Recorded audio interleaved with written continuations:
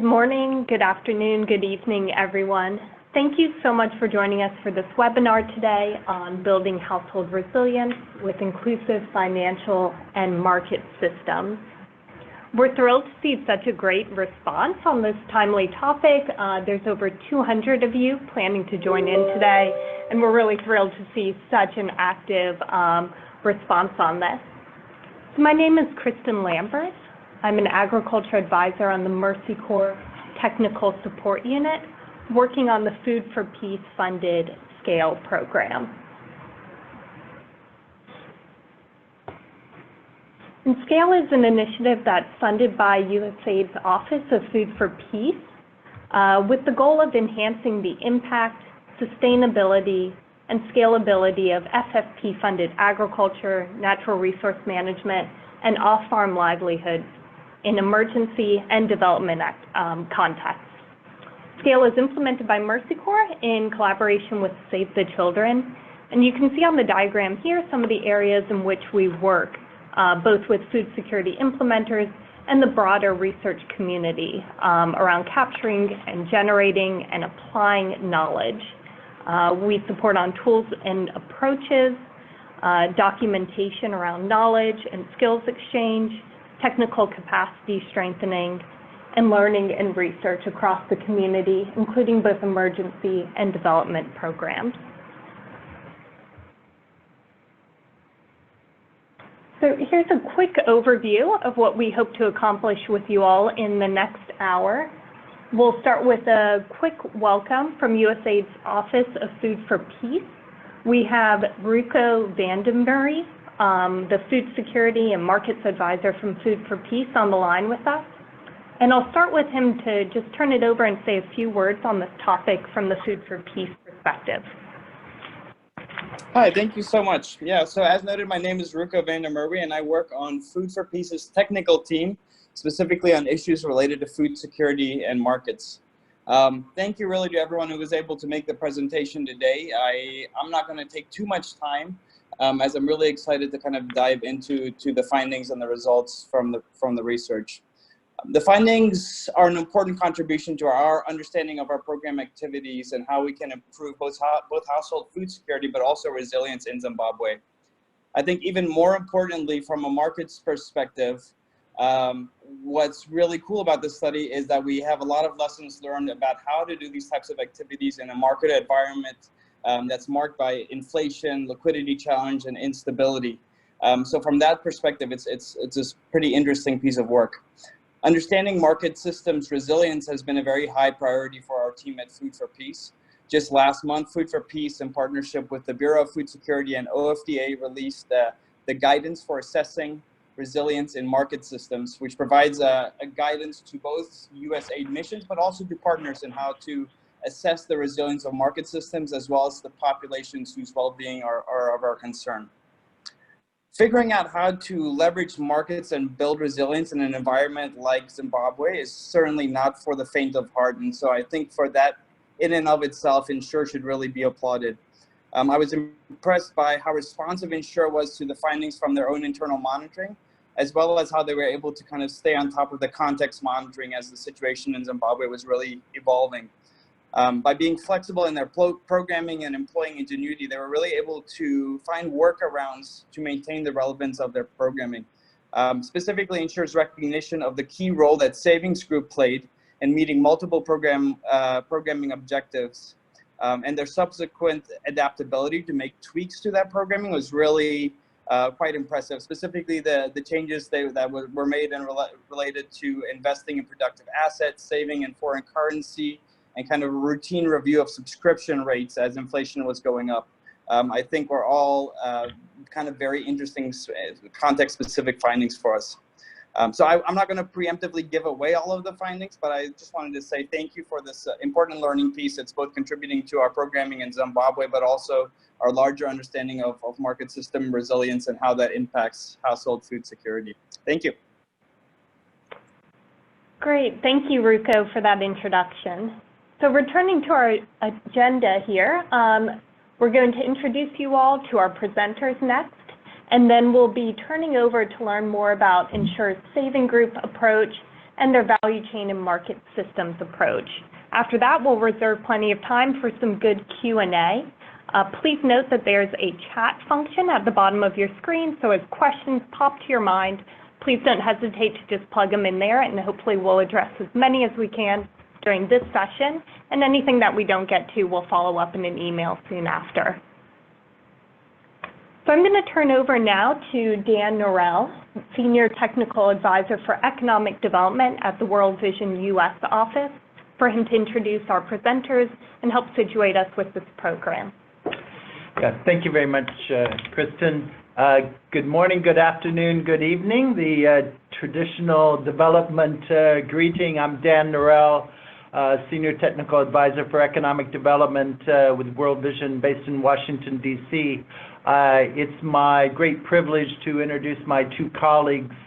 Our hypothesis on the livelihoods component within the ENSURE development food security activity is that being an active savings group member, being linked to formal financial institutions, and linked to inclusive input, service, and output markets will make a household be more resilient to shocks or stressors. So it really is that hypothesis that we're testing and adapting, and as Ruko said, learning from our internal monitoring that Richard and Arthur will share. So first we're going to have Richard Ndo. Richard and I have worked together since 2012 when he was working in Mozambique for a USAID Food for Peace funded MyApp, not a DFAP, not a DFSA, but a MyApp, all the same things, just a different term. And so that was a lot of good and solid work in Mozambique. He was Deputy Chief of Party for the ENSURE DFSA since 2013 and took over as Chief of Party in 2017. And Richard and I have been out in the field a lot, and I've really seen Richard being able to help facilitate not only households but also systems, whether it's governmental systems, market systems, and financial systems, to work on improving resilience at a household level and toward even systems resilience. So it's just a real pleasure to have Richard. And Arthur Masuka, again, really so happy that he joined and that we have connectivity from Zimbabwe today, so that's a good thing. Arthur is the Agriculture Markets Development Manager for the ENSURE DFSA and has been with the project since 2015. And Arthur just brings a lot of private sector background and really understands both the formal sector, private sector, but also the informal sector, private sector. According to some reports, the informal sector in Zimbabwe is the second largest in the world and the largest as a percentage of the economy in Africa. So a lot of our work in ENSURE has been with the informal sector. So again, Arthur just brings a lot of energy and being able to think through at a national level, but also at a regional, down to a community level in terms of value chain and market systems work. So let me turn it over to Richard. Thanks, Dan. Good morning, everyone. Good afternoon. I'm going to focus my discussion on financial inclusion. My colleague is going to focus on market. Just to give you a little bit of background in terms of ENSURE, how the project is designed. I think the goal is improve the household and community food security for 215,000 individuals in Masvingo and Manicaland. By 2020, we are moving towards the end of the project. We closed the project by April of 2020. It's a consortium of 4 partners, 2 main implementing partners, and separated geographically. Masvingo, Manicaland is World Vision. So the highest indicator there is for us to be able to reduce stunting. So that's the highest indicator, and I'm happy to say that the end-line evaluation has just been concluded and we have results already. And the stunting indicator, we were able to reduce stunting by 8.4 percentage points. I think this is one of the results that we are all proud of, and based on the difficult context that we are working in, I think that's a very good impact. That's our theory of change. Just want to talk a little bit on that. Though if you can see, as I mentioned in my previous slide, that our goal is to make sure that there is long-term food security. There are three pillars. There are three pillars. If you can look at those blue pillars, the first one is on improved nutritional and health-seeking practices, which forms part of our objective number 1, where we're working through care groups. And also happy to say, I think we've been trying to make sure that that model is implemented across the whole country, and we've been working with the government of Zimbabwe to make sure that the model is replicated. So as I speak, the Ministry of Health, through their National Nutrition Unit, they are already rolling it out across the country. And number 2 is increased household income, where we work with farmers, producer and marketing groups to increase production and reducing post-harvest losses.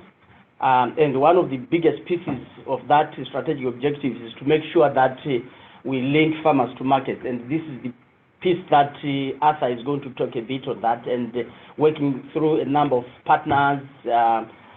And then number 3, improved environmental risk identification and mitigation. So this is where all our resilience and natural resource management work is. And we're working with the government, civil protection units, and environmental subcommittees. And one of the things that we had committed to do was to ensure we strengthen those environmental subcommittees. And gender equity and household resilience is cross-cutting. If I may talk a little bit, for purpose of this discussion, I'll call those village savings and loan associations just savings groups, because I think different organizations call them differently. So our original theory of change, those savings groups were under the middle pillar there, which is on increased household income. So the reason why it was there, it was because we were focused on making sure that we get resources to fund the value chains that we've identified. But practically in the field, that was not the case. We realized, based on our field observations and even our focus group discussions that we did, that led to us developing that technical brief that I'm going to share the results on. We realized that savings groups were literally funding all the sectors, the 3 sectors, the health sectors. We were seeing people constructing latrines using that money. We never provided any inputs for latrines, but people were constructing latrines. And of course, as originally planned, we saw quite a number of value chains that were funded by savings groups, including all farm activities. And then we did quite a number of assets, created a number of assets under resilience and natural resource management, because we are responding to issues of water availability and drought. We find savings groups as one of the major contributors in terms of maintenance of those assets. So this is the whole reason why we then in 2017 decided and requested from Food for Peace that we tweak our theory of change. That is now, the way it is now, we have village savings, we have those savings groups as a cross-cutting intervention across the 3 sectors.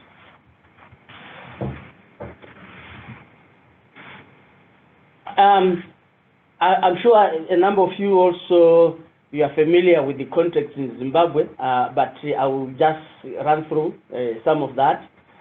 We have been, during the life of our ward, we've had 3 droughts, and again, during the life of our ward, we also had the most rainfall in decades, which affected some of our work. I think the most recent one, which was in the media, is the cyclone Idai, which hit 3 countries, Zimbabwe, Malawi, and Mozambique. And then, of course, we have our own issues on liquidity. That is still, still a big problem for quite some time. It has been a problem. It is still. And then based on those challenges that we are finding, we also do have a system which makes the context very, very difficult in terms of multi-tier pricing systems. Depending on the method of payment that you are going to use, you get a different price.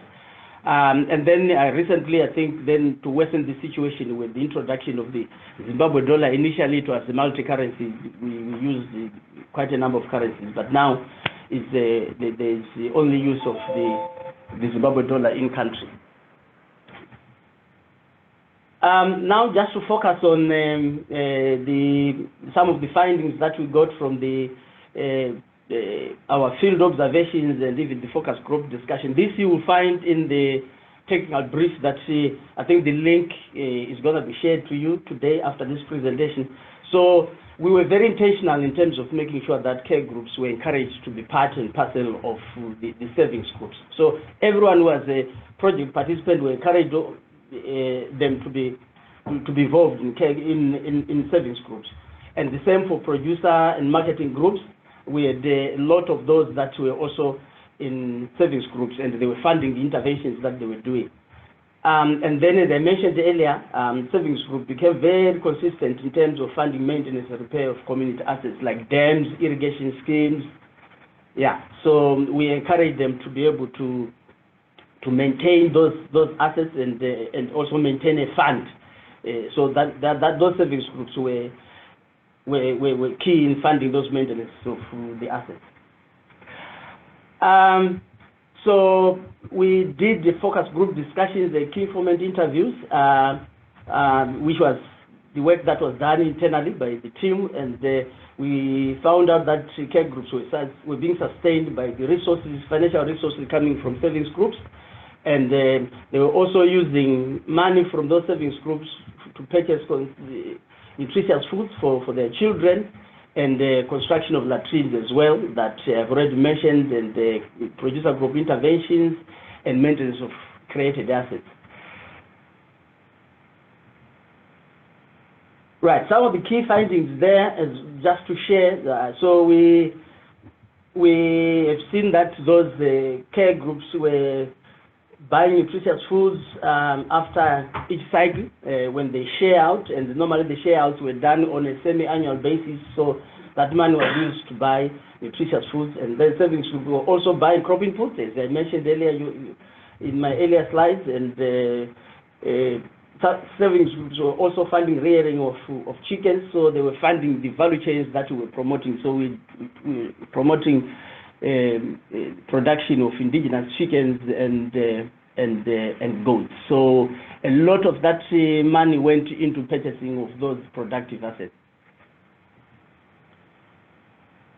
And we also see that 88% of women, when we started this project, we realized that our savings groups, it was mainly women, and we had 95% of women who were participating in savings group.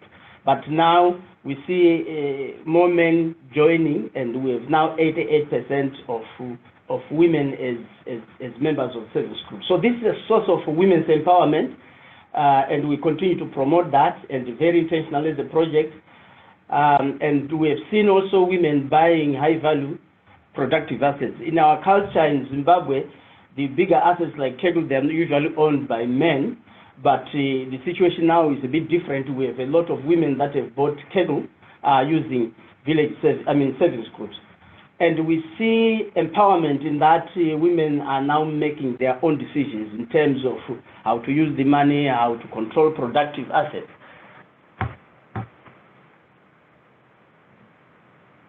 The other finding is this, I've already mentioned the issues of maintenance and repair of assets on irrigation schemes and dams, and then the communities also being able to buy equipment for irrigation, and they were also trying to ensure that the entire land is utilized by buying things like the water pumps, because in all the work that we promote in irrigation scheme is gravity, we promote gravity-fed agriculture irrigation systems. But in some areas, the land is not as even. So in some cases, you are not able to irrigate lands that, elevations that are high, so you need to do pumping. So we have seen people in some irrigation schemes that are already buying some of the pumping equipment to make sure that the entire land is utilized. Right, and then we also did our, as we continue to engage and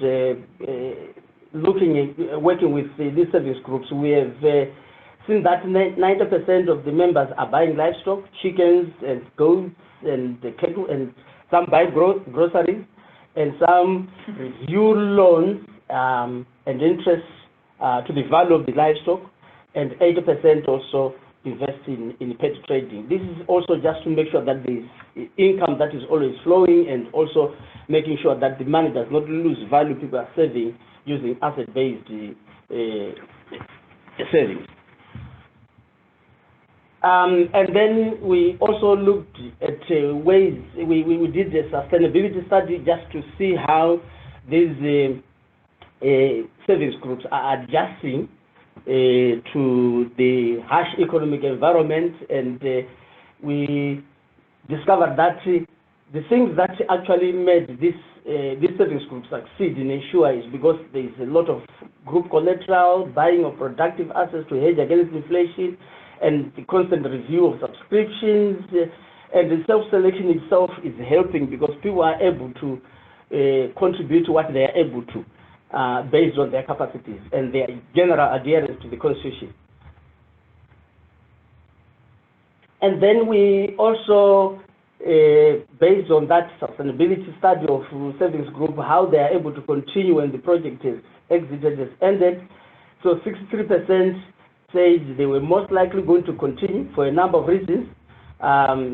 First one is that they say service groups have become their lifestyle, and then that's a quote from one of the community member, one of the service group member, that if you are not in a service group, you are more vulnerable. And this is a source of women's empowerment, and they are able also to save using foreign currency and invest in income generating activities. And 25% said they are not sure for a number of reasons, because one is there's a lot of inconsistency in government policies. I'm sure you are aware, and I've already mentioned in my description of the context, and the fear that someday government might consider service groups as legal, and the fear that possession of foreign currency may also be banned completely. And 13% said they were not likely.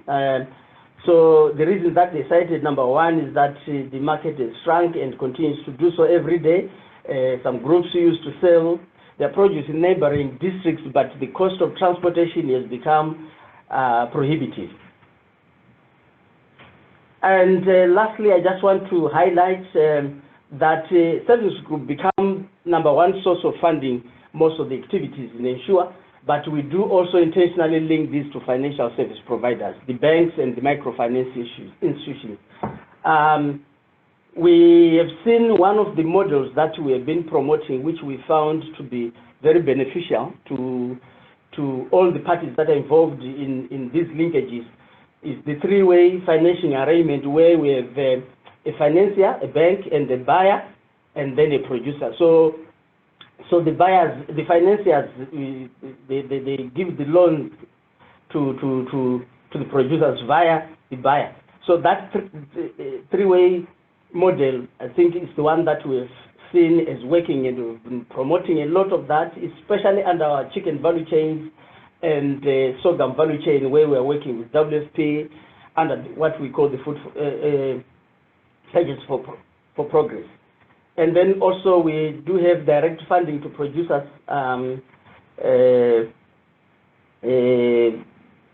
from some few financial institutions and microfinance. And this is based on our just concluded endline evaluation.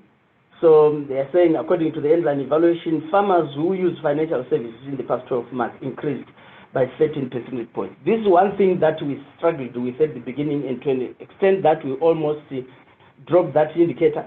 But we knew there was a historical confidence issue between banks and producers. But we are happy that there is that increase in terms of the people that were able to access financial services. So this is my last slide.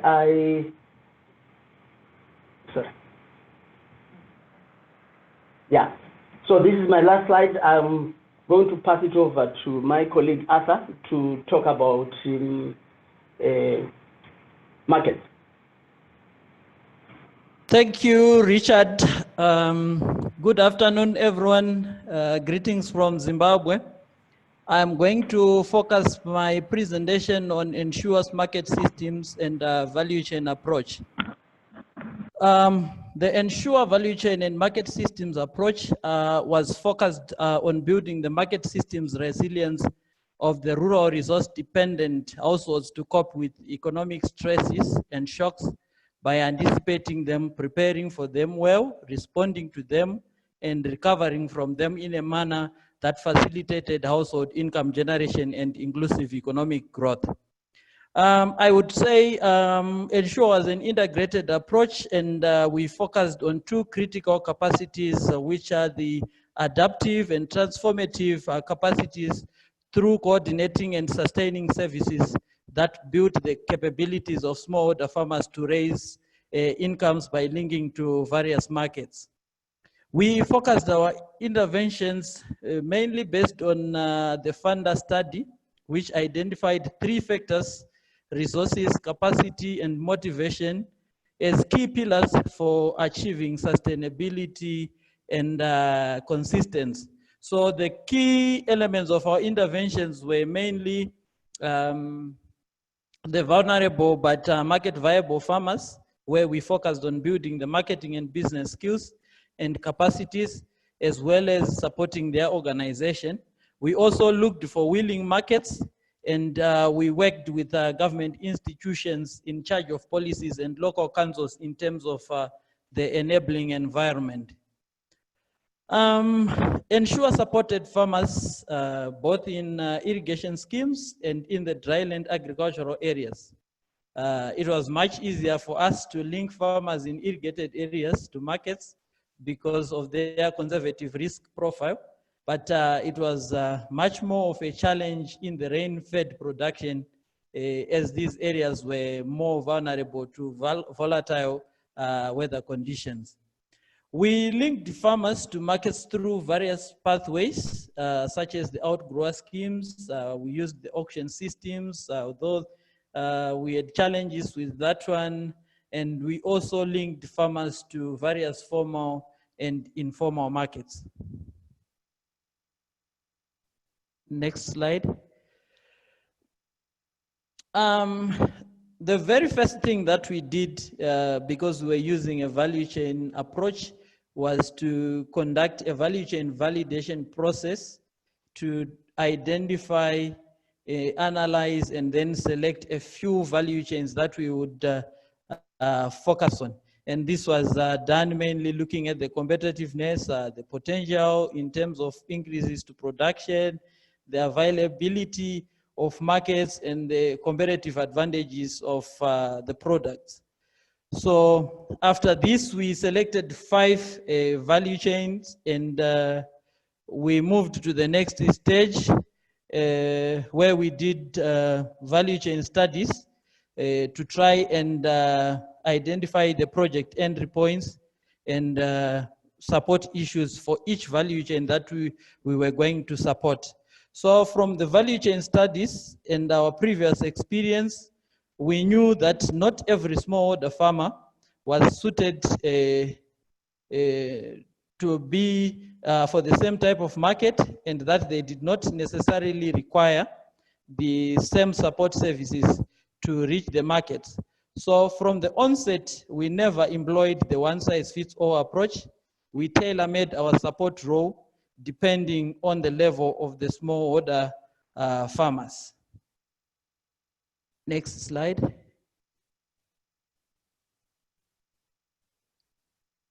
So we grouped the farmers according to 3 levels, and the first one was where unorganized farmers were already producing the product and they needed a market, and we went about organizing the farmers to form producer and marketing groups, and we worked with the agribusiness hub model.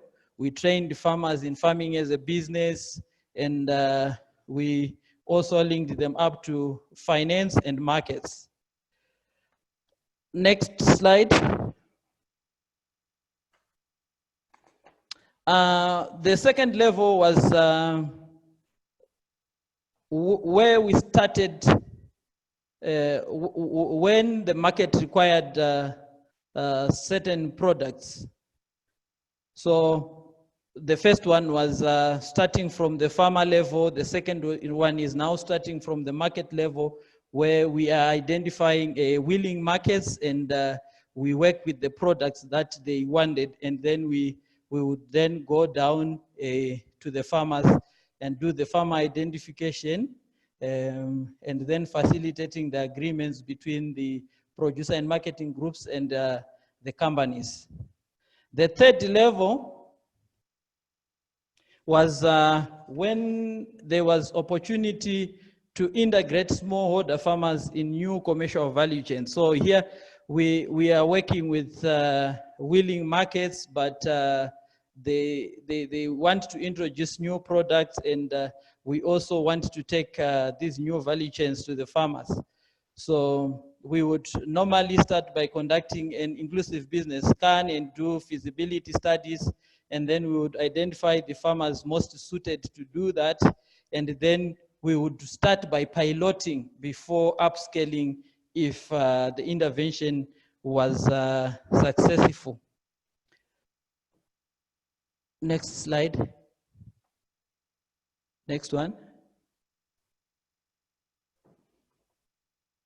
Next one.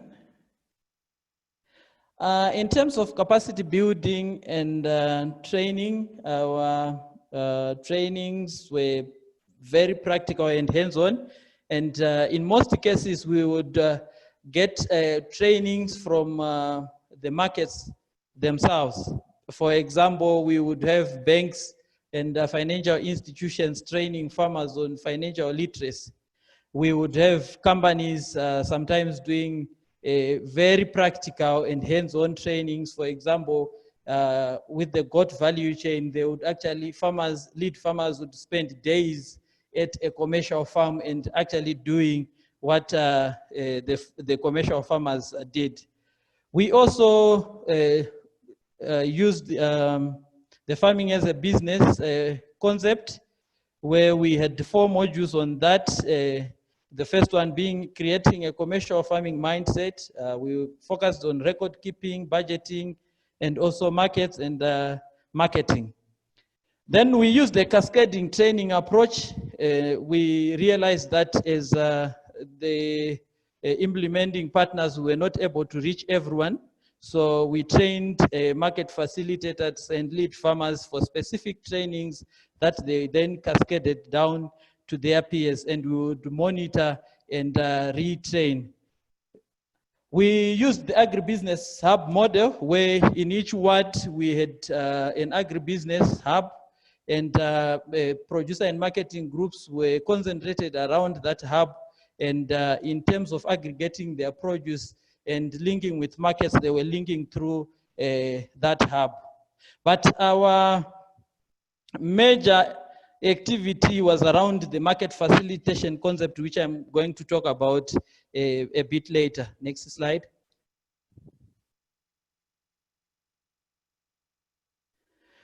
Some of the challenges that we faced, I'm not going to go through all the ones listed here, but the very first big one was the over-reliance on donor-funded programs for linkages.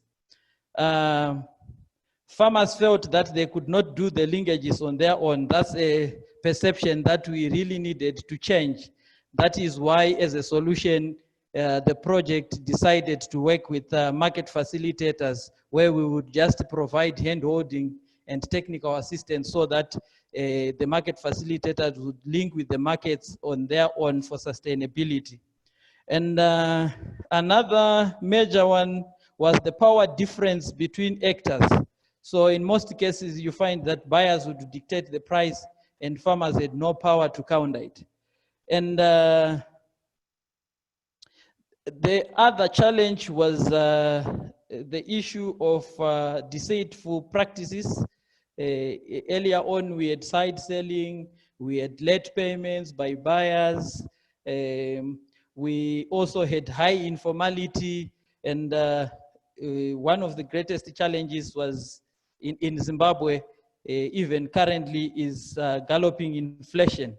Especially after what my colleague has already mentioned, after the country reverted back to monocurrency.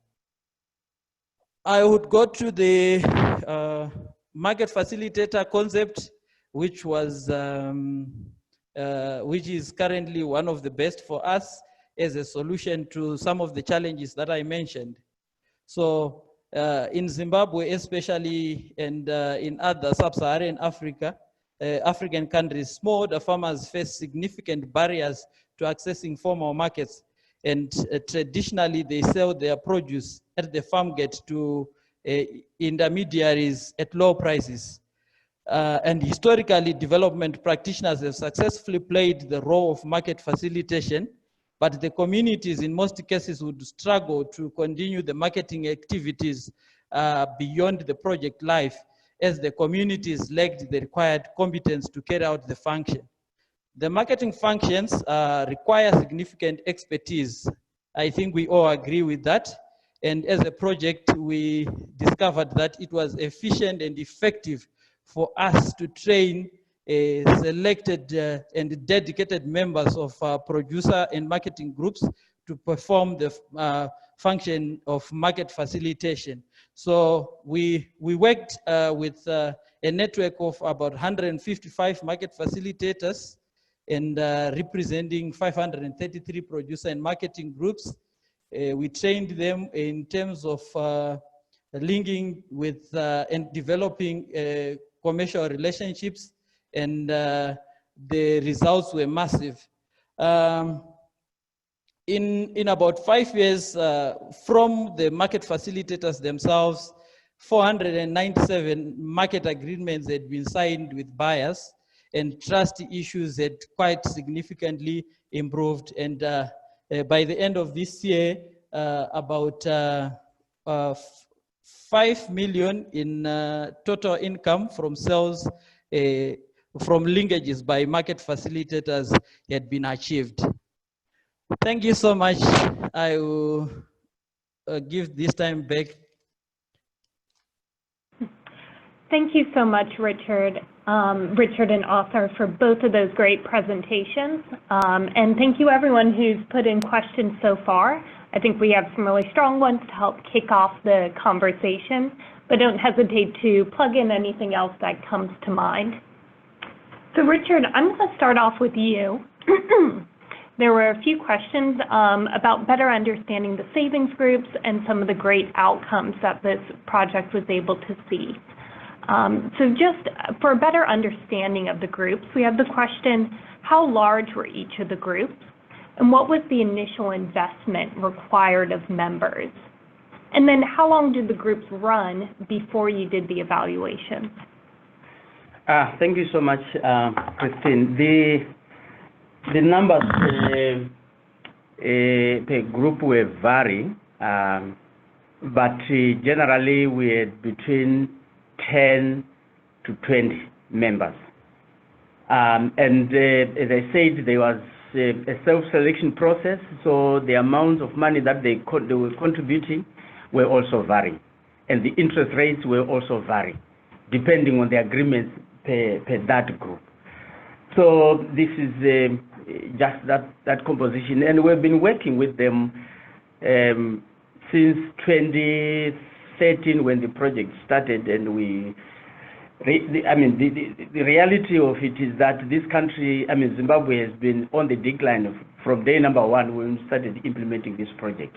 So we've been observing as we were continuously implementing and working with these groups. And that's why we, midway the project, we decided to request for a revision of our theory of change, because we realized that the members were adapting in various ways. Some were reducing their contributions, monthly contributions, some were also reducing their interest rates. So that's why we felt like, yes, yeah, as much as the challenge is there, they can still continue, even in this volatile economic situation, adapting in various ways.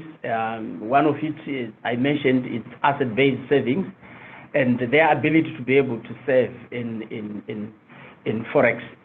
And we have been also intentional in terms of making sure that these groups don't only get focused on savings groups. We encourage them to be involved in multiple interventions and also diversify their income, both on-farm and off-farm, to reduce the risk and also to continue to get income to be able to contribute in future savings. Because if it's asset-based, you still need to have money to be able to contribute in the following month.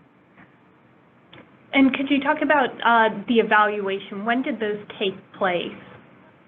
How long were the groups running? Yeah, it was an ongoing process, because part of it was some of the results we're getting them from field observations as we do monitoring. And then when we discovered that they are using savings groups for proceeds for a number of other interventions, that's when now we did a formal inquiry through focus group discussions and key informant interviews, and then we requested the revision of our theory of change in 2017 when we were doing our annual results report. So it has been an ongoing process. But the evaluation in terms of looking at the sustainability of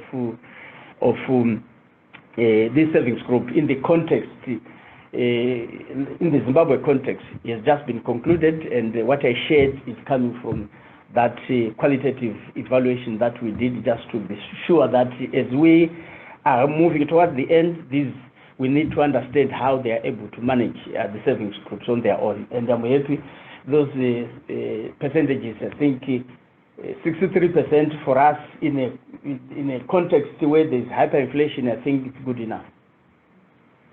Thank you. Thanks for that. And for you, Arthur, I have some questions about local market actors and suppliers. How did you identify local market actors to provide the technical support and finance to farmers?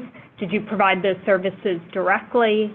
And if so, if you're capacitating input suppliers and other market actors, what kind of approaches did you use? Hello, sorry, can you come back on the question? Sure, I'll repeat that. Did you identify local market actors to provide the technical support and finance to farmers, or did you provide these services directly? We did not provide the services directly. Like I indicated, we began with a value chain validation process, and then we did value chain studies where we identified the willing markets and financial institutions. And then what we just did was to convince them to work with smallholder farmers, because we had already been working with the smallholder farmers, and they were now organized in producer and marketing groups. And with the market facilitator concept, it was much more easier for the markets and the financial institutions to reach the smallholder farmers directly when they were communicating with a limited number of people. Thanks. And do you envision that those services will be able to continue after the project ends? And why do you feel that way? Because, like I mentioned, our role was hand-holding the market facilitators to link directly with these service providers. And much of the work was actually done by the market facilitators themselves. And as we speak right now, Some of the market facilitators are actually acting as sort of agents to the markets and the financial institutions. And we anticipate that these would actually continue even without our support and assistance. Great, thank you. Yeah, I wanted to add that there are 4 things that we look at when we think about how they will be able to continue on their own. One of it is resources, the linkages that we are also fostering, the capacity and the motivation. And all those 4, they are sort of linked. And I think as he mentioned that where we've linked this with the private sector, we have been deliberately not very hands-on in the last 2 years of the project, just for us to be able to observe and see how these linkages are working. And we've seen quite a number of those working on their own with us, with limited providing limited support. So I think that is a sign that they will continue on their own. There are projects that we did early in the project, like as early as 2014-15.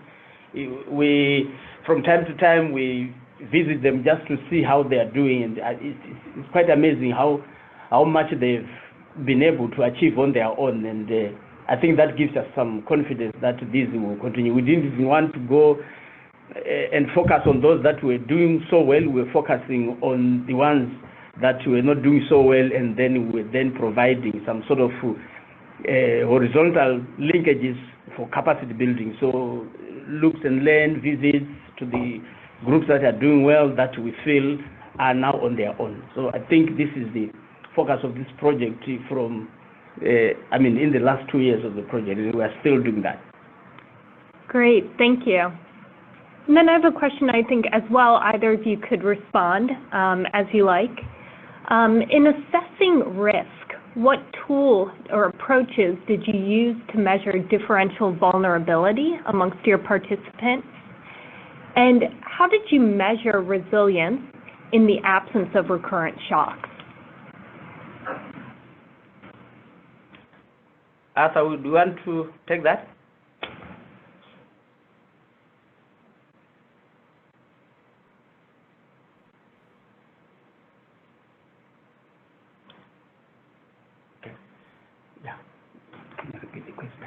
Sure, let me just repeat that. In assessing risk, what tool or tools or approaches did you use to measure differential vulnerability of your participants? That's one question. And then in terms of measuring resilience, how did you do that? I will attempt to respond to that question. I think the first thing that we did when we were linking these producer and marketing groups, even service groups, to financial and service providers and markets, we did an analysis in terms of maturity using what we call group maturity index, and we were not just linking any group. We were looking at the maturity levels of these groups to make sure that to be confident that they can be able to handle loans and pay back the loans, and also be able to supply the volumes and the quality that the markets want in a consistent manner. So this is what we have done, and we feel like we got to a point where a number of these producers and savings groups were linked on the basis of that, and it's working, and we don't have any default in terms of the loans that these farmers got from the commercial bank. 0% default rate. Yeah. That's great, thank you. And a question for you, Arthur. We got a couple around how you conducted the value chain validation. What were key components of the tools or the approach that you used to do that? Okay, thank you. I think in terms of value chain validation and the value chain analysis, we used the two ways. The first one is the supply side analysis, where we look at the market and we do market and price surveys. And the second one is the demand side analysis, where we are looking at the agricultural production and household demand. So we did both the quantitative and evidence-based, and in some cases we fused in the WFP trader survey tools in terms of the market questionnaires and the key informant interviews. But we used both quantitative and qualitative to do the supply side and demand side analysis. Great, thank you, Arthur. And then back to you, Richard. We have a question about if there are any financial institutions providing a product to bank the small savings groups. Yeah, we have a number of banks that were providing some financial services to these producers. As I said, I think earlier that we had a confidence issue, I think at the beginning, where banks didn't want to work directly with the producers because of historical issues. I think when we migrated from the Zimbabwe dollar to multi-currency system, there was a loss of, a lot of farmers lost their money. And so communities, one, they didn't want to deal with the bank and vice versa. And I think this is the reason why you see this model where we have a bank, a producer, and a buyer. So it's a way of trying to find better ways of working with the producers.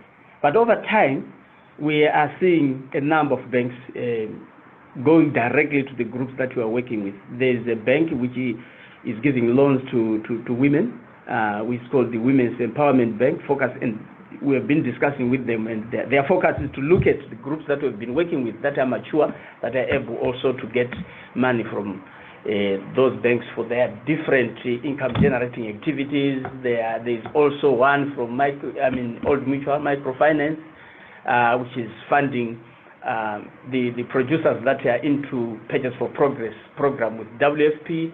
We have Medbank, which is funding the chicken value chain.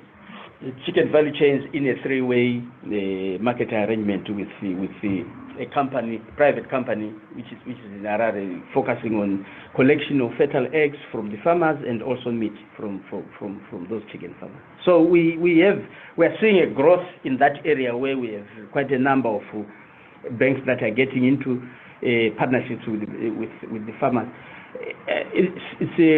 It might also be important for me to mention that farmers were also adapting to the context. Initially, when we started, we were working with the microfinance institutions, and the interest rates there are high. But when the banks started working with them, then they moved away from dealing with those very expensive microfinance institutions into working with the banks that have fairly lower rates. Yeah. What okay, aspects maybe... of... Oh, sorry, go right ahead, Arthur. Okay, I just wanted to add to Richard's point. We also worked with these financial institutions to design and develop products that are suitable for smallholder farmers. For example, we worked with Stewart Bank in Harare to design and develop a financial product for the savings groups called the eMukando, where they can now save using their mobile phones on the mobile platform. So we are still in the phase of piloting that product, but it's already there.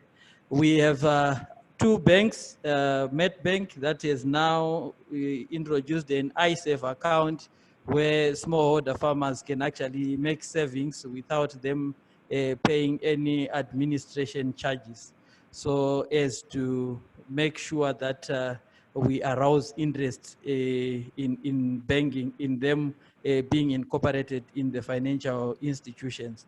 Because in Zimbabwe, we've had a challenge of issue of trust, and most people do not actually even keep their money in the banks. So this is a culture that we are working around with both the financial institutions and smallholder farmers. Do you have any recommendations for other practitioners, or what aspects of your approaches do you think were most effective in helping to rebuild that culture of trust? I imagine that's been quite challenging, and I appreciate the different approaches that you've mentioned so far, but now you've said banks are now directly starting to establish those relationships. And, we have some questions about what aspects are most critical for supporting that. Yeah, it takes a bit of time for you to build that trust. And I think one approach that we used was not to start some of these models at scale. We started them as pilots, and making sure that the other farmers around are able to observe and see the successes of some of those models. And the chicken value chain was one very good example. We started as a very small pilot, and other farmers were just picking up that model on their own and engaging with the private sector, engaging with the bank on their own. And same for the sorghum value chain. When we started with WFP, it was a pilot 2 seasons ago. And the past season, the numbers just shot up, and it was not that because we were mobilizing, but it's because they were seeing the benefits that were accruing to the other farmers, and they would just engage on their own. And then our role was just to facilitate that linkage between WFP and the banks. But the best way of managing these kind of linkages is to start small, and then you upscale as other farmers see it beneficial to others. So that's how we worked around that. And I think this current season, this coming season, we are going to have a lot more people that are going to be engaged in the WFP P4P program, because for the past 2 seasons it has only been the sure farmers that have been supplying to WFP, as much as the WFP is also targeting other programs in the country. But these farmers are the ones that were able to do that, and we're focusing on areas that are known to be sorghum growers, not right across, because we know where sorghum does well, we know the farmers' preferences. I think that has been the way we approached it. Yeah. Okay, maybe to make a slight addition, one of the challenges, especially in Zimbabwe with the traditional brick and mortar banking system, is that you find that banks only have branches in the urban centers, and it is quite distant from where the farmers are actually located in the villages and wards. So what we did was to work also with the financial institutions to establish an agent banking system, where at the townships there is an agent for a bank, and the farmers can simply go to that agent to do all and accessing all the financial services offered by that bank. I should actually admit that it was not an easy process, and like what Richard has already mentioned, we pilot and then we upscale. So that would be the lesson. You don't start very big, you start small, and then you learn from it, you adapt, and you upscale. Thanks so much, Arthur, and thank you, Richard, and to all of our presenters for joining us. I see we're reaching the top of the hour now. Unfortunately, we weren't able to get to all of the questions, but we'll be sending out a recording of this, and we'll share the answers to those questions with you as well, and the resources that expand upon some of our presentations today. So I'm going to turn everyone's attention quickly to the SurveyMonkey evaluation link that's in the webinar chat box. If you could please just take a quick minute or two to fill that out, give us our thoughts so we can continue to improve for future webinars.